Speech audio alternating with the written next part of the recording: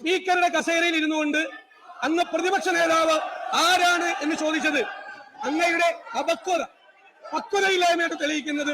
ഇവിടെ ബഹുമാനപ്പെട്ട പാർലമെന്ററി കാര്യമന്ത്രി പറഞ്ഞതുപോലെ നിലവാരമില്ലാത്ത ഒരു പ്രതിപക്ഷ നേതാവാണ് താൻ എന്ന് അദ്ദേഹം പല ഘട്ടങ്ങളിലുള്ള നടപടികളിലൂടെ ഇവിടെ തെളിയിച്ചിട്ടുണ്ട്. ചെയറിനെതിരായി ബഹുമാനപ്പെട്ട പ്രതിപക്ഷ നേതാവ് തുടർച്ചയായി അധിക്ഷേപങ്ങൾ നടത്തിക്കൊണ്ടിരിക്കുകയാണ്. ആ അധിക്ഷേപത്തിന്റെ പാരമ്യമാണ് ഇന്ന് നാം കണ്ടത്. കേരളത്തിന്റെ ചരിത്രത്തിലെ ഏറ്റവും അപക്വമതിയായ പ്രതിപക്ഷ നേതാവ് എന്ന പദവിക്ക് അദ്ദേഹം ഇതോടുകൂടി അർഹനായിരിക്കുകയാണ്.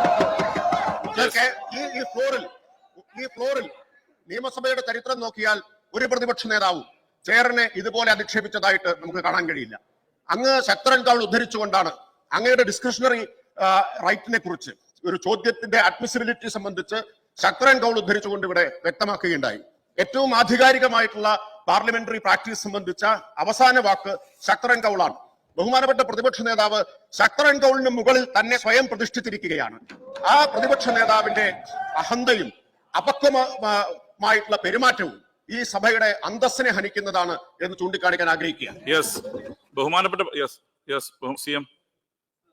ഇവിടെ ബഹുമാനപ്പെട്ട പാർലമെന്ററി കാര്യമന്ത്രി പറഞ്ഞതുപോലെ നമ്മുടെ സഭയുടെ ചരിത്രത്തിൽ ഇതേവരെ ഉണ്ടായിട്ടില്ലാത്ത അധിക്ഷേപ വാക്കുകളാണ് ചെയറിനെ കുറിച്ച് ബഹുമാനപ്പെട്ട പ്രതിപക്ഷ നേതാവിൽ നിന്നുണ്ടായത്.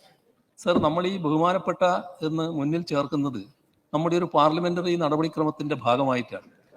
ആ പരസ്പര ബഹുമാനം നമ്മൾ നിലനിർത്തി പോകുക എന്നുള്ളത്.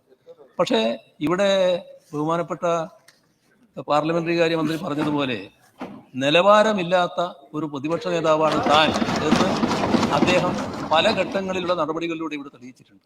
സർ, അതിൻ്റെ പാരമ്യത, അതിൻ്റെ മൂർധന്യ ദശയാണ് ഇന്ന് കണ്ടത്. അത് എത്രമാത്രം ഈ തരത്തിൽ അധപ്പതിക്കാം എന്നതാണ് പ്രതിപക്ഷ നേതാവിൻ്റെ ഈ വാക്കുകൾ തെളിയിക്കുന്നത്. ഇത് ഈ സഭ അവജ്ഞയോടെ തള്ളുകയാണ്. ഒരു തരത്തിലും അംഗീകരിക്കാൻ കഴിയുന്ന ഒന്നല്ല എന്നാണ് എനിക്ക് പറയാനുള്ളത്.